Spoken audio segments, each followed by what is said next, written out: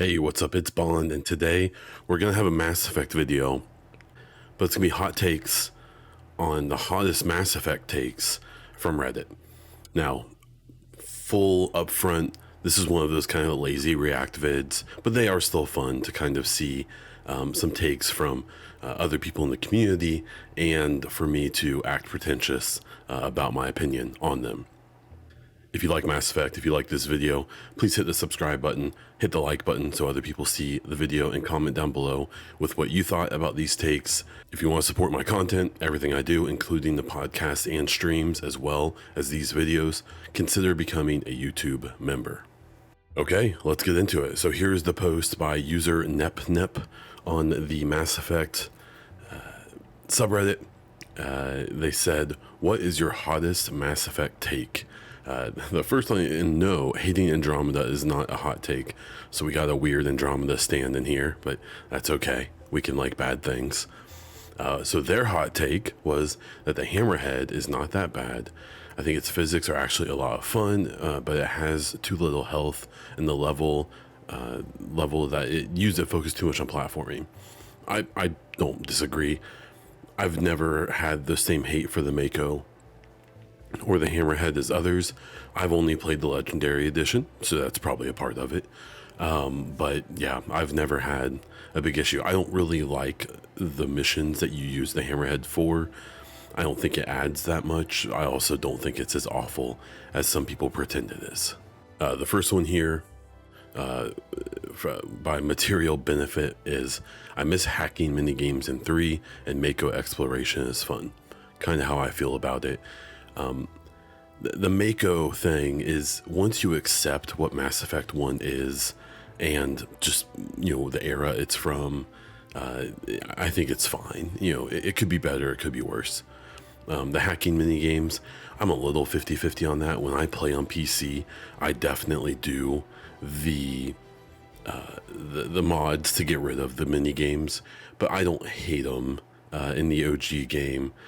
I definitely prefer the games from the second one to the first, but I also don't hate that they're gone in the third. Zach the Coolio here says, James is a character that Mass Effect 3 desperately needed. Everyone else is a Spectre, an Admiral, the Shadow Broker, leader of a clan, an advisor, a robot AI, and he is literally just a guy. I don't know that. I don't think that he's boring at all. We need a realistic, boots on the ground kind of character that shows that what things are like from the point of view of a regular soldier. He has experience with Shep already. He has a good backstory, especially if you watch the animated movie, and he doesn't cheat on you. LOL. Yeah, I get it. I agree with the whole idea of it being a good idea to bring a normal character into the game. I still think that to me it had very early Gears of War vibes, his whole personality and basically everything about him. So that kind of threw me a little bit. I don't particularly love that, but he's not my most hated character in the series, so I can agree in general. Another one from Zach the Coolio. Not sure if this is a hot take or just a general idea, but Kylan could have been really cool if he was introduced in the previous games, aside from the BS little emails, so he could actually have a character, or if he replaced someone like Jacob in Mass Effect 2, then became the bad guy in 3, that or Jacob basically becomes Kylan in 3. Jacob has zero character arc and zero development, and neither does Kylan. Why not remove one and make the other a decently written character at least? I agree to a point. My hottest take on this would be, I actually think the Vermeer not survivor should have come back in 3 to be the elusive man's right-hand person. And they could have pretty easily explained it by saying that the tech that they used to bring Shepard back was initially tested by Cerberus on the fallen soldier from the Vermeer mission. Their idea here to have either Kylan or Jacob exist, but not both, would have been probably better than what they ended up doing. I think that they could have even had something cool where, depending on how you treated Jacob and Miranda, and the choices you made and who you romanced and things like that, that actually Kylan could have been either one of them, even Miranda to a point. So I like the general idea. I still personally love the idea of the Vermeer, not Survivor though, being Kylan instead. And Ovarian says, I really like driving the Mako in Mass Effect 1, even on all the random planets with crazy terrain. Mass Effect 2 and 3 would have been better if they just brought this back in some form. I was pleased that Andromeda again had vehicle exploration in the Nomad. Even the destroy maps on Anderson, Tackett's plans and control maps to the Elusive Man's plan, Synthesis does not map to Saren's plan. It's something totally new. There are other problems with the endings, but this isn't one of them. With the Mako, I generally agree, especially with the Nomad. It is actually pretty fun to use in Andromeda. I don't really know what the hot take is here with the endings. I think the problem with Synthesis is that it doesn't really map with Saren's original plan. I think that's the problem, is that that's what's nice about Destroy and Control, is that they were kind of building up to those potential choices throughout the whole series. And then Synthesis is just like, hey, here's a new idea. But, people can have different ideas.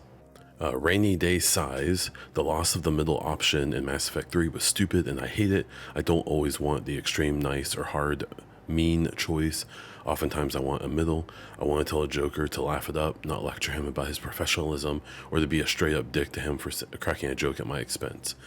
Yeah, I agree in general. When we've talked about the next game and the potential of bringing back a Renegade or Paragon system, people seem to be really stuck on the idea that they could only bring back the system that we've had before. I don't like that Andromeda abandoned that idea entirely. And so I like the idea instead of, I would love for there to be like a background Paragon Renegade system, but instead of having blue and red text, or instead of the up always being Paragon and the down always being a Renegade, I would kind of like if through multiple playthroughs we had to figure out which decisions were Paragon or Renegade, and how the culmination of those decisions and the individual decisions would change who we could romance, who we could recruit, who would betray us, who would be our enemies, how we would interact with our antagonists, how we would interact with our peers and our allies. I would love a similar system, but one that's more complicated or more nuanced, or just more mysterious or unknown, at least at first, until people make guides for everything. And yeah, but I agree with 3. I do miss having that like neutral option more often, because you rarely, if ever, get it in 3.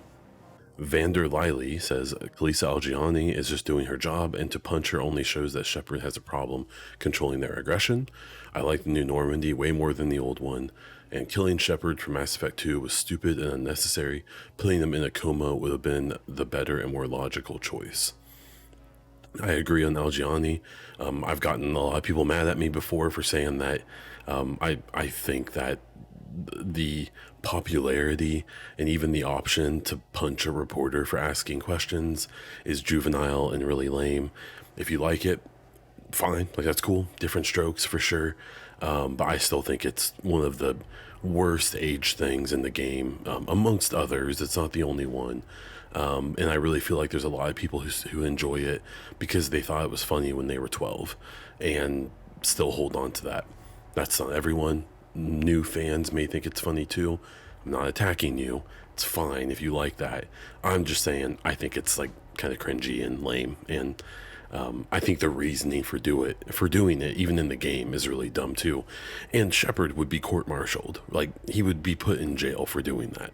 It's insane. I like the new Normandy more than the old one. I agree. The SR1 obviously has its charm, but if you ever look at the design of it, it's really kind of ugly. Like, the tail, every time I see it in cutscenes, the tail just makes no sense. It is so ugly. It looks, I don't know. It looks bad, in my opinion. So yes, I prefer the SR2 significantly. And then killing Shepard, yeah, I agree. It mostly because it took the series that was and continued to try to have like a realistic aesthetic, and kind of put some difficulties on that, and kind of made it where, and we're dealing with this nowadays, where basically anyone can survive anything, since Shepard survived that incident, and it just kind of made things I don't know, a little too open moving forward, because basically anyone can survive anything once Shepard survived that. Altair, bunch of numbers, said there should have been more romances between squad mates. I'm assuming they're talking about like the non-Shepard squad mates, so kind of like the budding romance that can happen between Garrus and Tali if you don't romance either of them. And I think that's it. Yeah, that would have been really interesting. Or even to show them, pursuing relationships outside of Shepard. On kind of a different hot take, I think it's really weird that people want every single character to be romanceable for either Shep. I think having, Baldur's Gate 3 did it well, where everyone lusts after your protagonist. But I still just kind of like when characters are allowed to have their own direction and not every one of them wants to slobber all over you. One thing I liked about Mass Effect 3 was trying to romance Trainer as Imshep, and that barking up the wrong tree. Same with Suvi in Andromeda. It kind of felt like, man, yep, darn, kind of a thing. And I feel like that was just nice. Raul Kenzo says Jack is a great character, but she has too much emotional baggage to be romantic in a romantic relationship. When you meet her, I would have preferred a platonic friendship route in Mass Effect 2, and the possibility to engage in with something with her in Mass Effect 3. Yeah, I agree to a point. There's definitely some weird kind of trauma bonding stuff in Mass Effect 2, especially. Everyone's got parent issues, especially daddy issues, but just parent issues in general, or how they were raised issues and things like that. One little thing that's always made me kind of laugh is I believe Jack and Tali are the same age, but you will occasionally see people bringing up how wrong it is for Shepard to romance Tali because she's so young, but no one ever brings up those same concerns for Jack. I just think that's a interesting tidbit. The Notorious Donut says, "This is now a new one of mine. People should honestly shut up when anyone new asks anything I should know. No, let them go in blind. Let them deal with their choices and consequences. That's the best part of the game. I remember when I first played, I didn't get Rex loyal, he died. I didn't do everyone's loyalty mission in 2, a lot of them died. I got the Reaper IFF and did a couple missions, my entire crew died. Mass Effect 3, I got Tali killed, I accidentally got Jack killed, etc. It was shocking but cool as F. I remember Dragon Age when Zevran betrayed me because his loyalty was too low, or when Sten left because he was unhappy with my choices. That's the best part about any of these games, people screwing up, dealing with it, and then having a completely different outcome the next time. I think it's really stupid to see comments giving OP a complete guide to a perfect playthrough, because how fun is that? I completely agree. I ruined my first playthrough by looking up a guide for the suicide mission. That's the only thing I did, but I wish I wouldn't have. I wish I would have, knowing me, rushed through the loyalty missions, probably not done hardly any of them, and gone straight to the final, to the suicide mission, and probably lost a bunch of people, and had the consequences of that in 3. Whenever I see someone new be like, hey, any tips? My advice is always to don't use any guides, ignore everything. Just go play all 3 games, see what happens, and then go back and do your perfect playthrough another time. That's I agree with this one for sure. Kolto Vince, Liara should have never become the Shadow Broker and is objectively a horrible one. The Asari High Command knows that she is the Shadow Broker. She never has knowledge of Cerberus' actions, leading to her looking inept when to make Cerbs the big bad of Mass Effect 3. The most we see of her actually being a good broker is through the terminal, where we see her moving resources for the Catalyst. I'm fine with Liara becoming an information dealer and possibly picking up the remains of her mother's network in Mass Effect 2 in the face of the Reapers, but making her take the role of a seemingly omniscient character and having her constantly have flaws for the sake of plot makes her look inadequate. I don't entirely disagree with that. I think that's a decent point, where the Shadow Broker was supposed to be this like all-knowing everything character, but then when Liara takes over, we see some of that, but they're not wrong that they did have to basically pare that back to make her not too powerful, to allow the events of the 3rd game especially to happen. So I can appreciate that. And the last one I'm going to do here is by Delinar MF. The time skip between the first contact war and the current story should have been 100 to 200 years. The speed at which humans get along with Turians, have significant colonies, have members that founded current major criminal organizations, have a navy that competes with the best in the galaxy, and is nearly being considered for a council seat.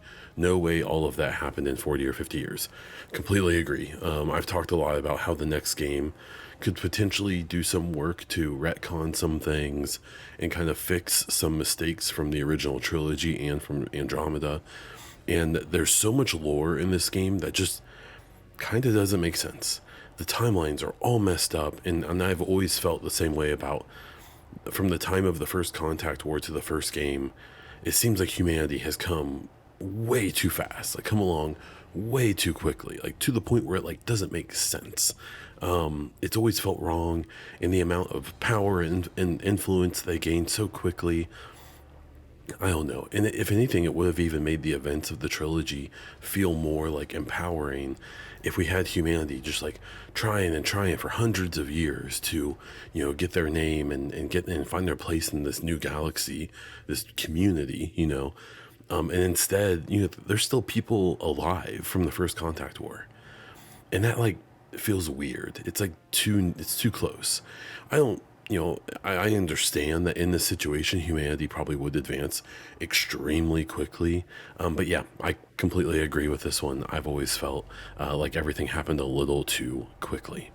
Okay, and that's what I have for this one. I love looking at these, even the ones that I hate or completely disagree with. I still think it's fun to see the hot takes of people who aren't myself and to kind of have my own opinions and stuff challenged. So if you like this video, if you would like me to do more of this kind of stuff, let me know in the comments. Please subscribe to the channel if you liked it and you want more Mass Effect stuff in general or just gaming stuff in general. And hit the like button, please. It helps the video get noticed by more people. You can find me all over the internet as Bon Diesel, including over on Twitch, where I do stream a few times a week. I also have 2 podcasts, the Bonfire podcast and the Mass Effect Hypecast. The first one is a news weekly show. The second one is a monthly-ish show about the next Mass Effect game. So check all those out either here on YouTube or on all podcast platforms. If you want to support this channel and all the stuff I do, please consider becoming a member or buying some merch or both, I guess. And we'll go from there. So that's all I have for this one. So until next time.